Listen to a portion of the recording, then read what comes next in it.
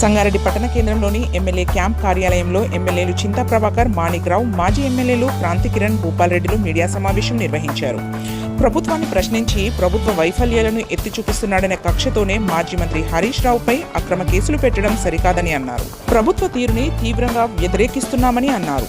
ఈ కార్యక్రమంలో DCMS chairman Shivakumar, నాయకులు జైపాల్ రెడ్డి, ఆర్ వెంకటేశ్వర్లు, నాగరాజ్ గౌడ్ తదితరులు పాల్గొన్నారు. ఇచ్చిన హామీలు అమలు చేయకపోగా ప్రశ్నించే గొంతులను ఈరోజు నొక్కే ఆలోచనతో ఈ రాష్ట్రంలో ఆయన నడిపిస్తున్నటువంటి రాజకీయం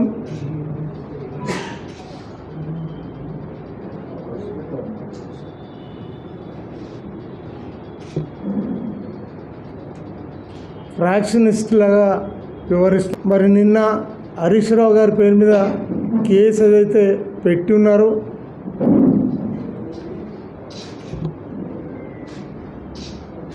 అది ఒకసారి ఆలోచన చేయాల్సిన విషయంగా గుర్తుకు చేస్తున్నాం. మరి ఎవరన్నా చిల్లరగాళ్ళు, రౌడీలు అటువంటి వాళ్ళు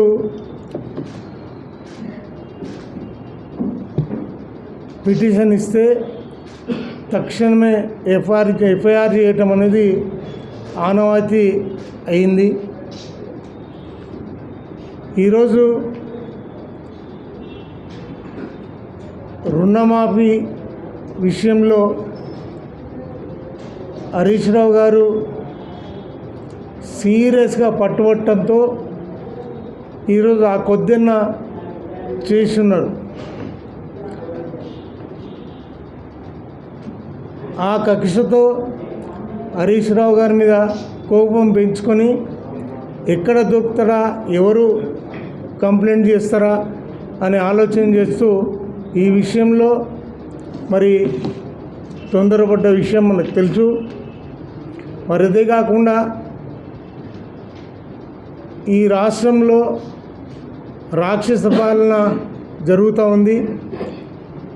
ఈరోజు ప్రశ్నించే గొంతు ఏదైనా సరే ఏదో రకంగా ఆయన ఎదురుదాడి చేయడానికి సిద్ధంగా ఉండడనే విషయం మనందరికీ తెలుసు.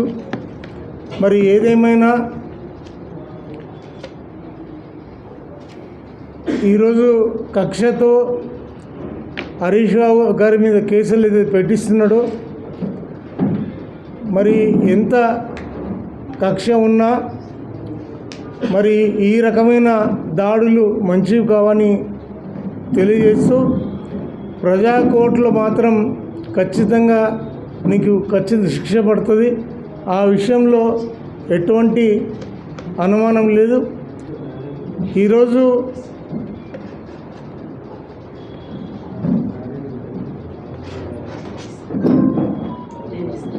ప్రజలంతా, అన్ని వర్గాల ప్రజలు ఈరోజు బాధతో ఉన్నారు.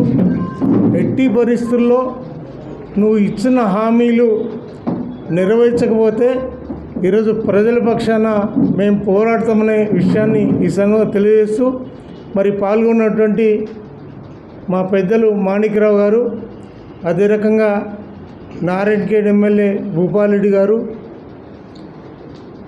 మాజీ ఎమ్మెల్యే భూపాల్ రెడ్డి గారు, ఆందోళ్ మాజీ ఎమ్మెల్యే క్రాంతి కుమార్ గారు, డీసీఎంఎస్ చైర్మన్ వారు మాట్లాడాల్సిందిగా మనస్ఫూర్తిగా కోరుకుంటున్నాం. ఏదైతే హరీష్ రావు పేరున మరి ఒక నీతిమాన మనుషులతో కేసు పెట్టడం, ఏదైతే ఈ యొక్క ప్రభుత్వం ముఖ్యంగా సీఎం రేవంత్ రెడ్డి గారు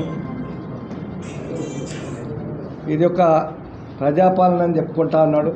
నేను ఏమంటున్నంటే ఆడ చేతగాక పాత గజ్జలు అన్నట్టుంది. ఆడడానికి చేత కాదు, పాత గజ్జలు ఉన్నాయి. అది ఆయన మరి ఏదైతే ప్రజాపాలన పెట్టి ప్రజల సంక్షేమము ప్రజాపాలన మర్చిపోయి మరి కేటీఆర్ మీద హరీష్ రావు మీద లేనిపోని నిందలు వేసి నీతి మాలిన్యంతో కేసు పెట్టిస్తాను. ఇది వారికి ఏమి కొత్త కాదు. 30 ఏళ్ల నుంచి వాళ్ళు ఇంచుమించు 2021 నుంచి ఇప్పటిదాకా అన్ని కేసులు అన్నీ జయించే కదా ఇప్పుడు మళ్ళీ 2014లో ఈ యొక్క తెలంగాణ రావడం. కాబట్టి నేను అనేది వాళ్ళకు ఏదైతే ఈ ప్రజాపాలన ప్రజల 6 గ్యారెంటీలు చేయి చేతగాక ఇది డైవర్షన్ పాలసీ చేస్తూ ఉన్నాడు రేవంత్ రెడ్డి గారు. ఇది వారికి తగదు. ఒక పెట్టిన కేసు, ఎందుకంటే హరీష్ రావు గారు మొదటి నుంచి కూడా ప్రతి ఒక్క ప్రభుత్వం ఇచ్చిన వాగ్దానాలు ఏవైతే వాగ్దానాలు చేసినారో అప్పుడు ఎన్నికల మేనిఫెస్టోలో పెట్టినరో అవి ఫుల్ఫిల్ చేయడానికి ప్రభుత్వం పైన ఒత్తిడి తీసుకురావడం మూలంగానే ఒకటి మాత్రం రైతు బంధు టేక్ ఓవర్ చేసిన అది కూడా పూర్తి చేయలేదు. అది ఆయన ఒత్తిడి మూలంగానే మా కేటీఆర్ గారు ఒత్తిడి మూలంగా కేసీఆర్ గారు ఒత్తిడి మూలంగానే అది స్టార్ట్ అయింది. కాబట్టి ఇట్లనే అన్నిటికీ ఒత్తిడి చేస్తే మరి వాళ్ళ ప్రభుత్వానికి బాగా ఇరుకున పడతారని చెప్పేసి ఆయన ఏ రకంగానన్నా భయపెట్టిచ్చేస్తే బెదిరిస్తే కేసులు పెట్టిస్తే ఆయన గిట్ట మానుకుంటాడేమో అని ఆలోచన చేస్తారు. కానీ హరీష్ రావు అంటే 6 అడుగుల బుల్లెట్. ఆ బుల్లెట్ ముంగట ఈ కేసులన్నీ కూడా ఎగిరిపోతాయి, ఒక్కటి కూడా లేకుండా ఎగిరిపోతాయి. ఈ కేసులు కట్టిస్తున్నది కూడా అన్ని తప్పుడు కేసులు కట్టిస్తున్నారు, ఆరోపణలు అన్నీ తప్పుడు. కాబట్టి ఈ కేసులు కూడా నిలబడి తప్పకుండా మా హరీష్ రావు గారు కానీ మా టీఆర్ఎస్ పార్టీ పెద్దలందరూ కూడా ఏదైతే కాంగ్రెస్ మేనిఫెస్టోలో పెట్టిన అంశాలైతే ఏదైతే ఉన్నాయో 6 గ్యారెంటీలతో పాటు అంశాలన్నీ ఏదైతే ఉన్నాయో తప్పకుండా వారి కొరకని మీరు ఎన్ని కేసులు పెట్టినా కూడా ప్రజల పక్షాన పోరాటం చేసి జైలు పోయినా సరే ఇంకా ఏమైనా సరే ఎదుర్కొనే భయపడే ప్రసక్తి లేదు. మేము ఖచ్చితంగా ఎదుర్కొంటాం. నిన్నటితో ఏడాది పాలన పూర్తయింది. ఏడాది పాలనలో ఏం జరిగిందంటే ఇట్లాంటి కేసులు, అక్రమ కేసులు, బెదిరింపులు తప్పించి ఆయన చేసింది ఏది కూడా లేదని మనకు చాలా స్పష్టంగా అనిపిస్తుంది.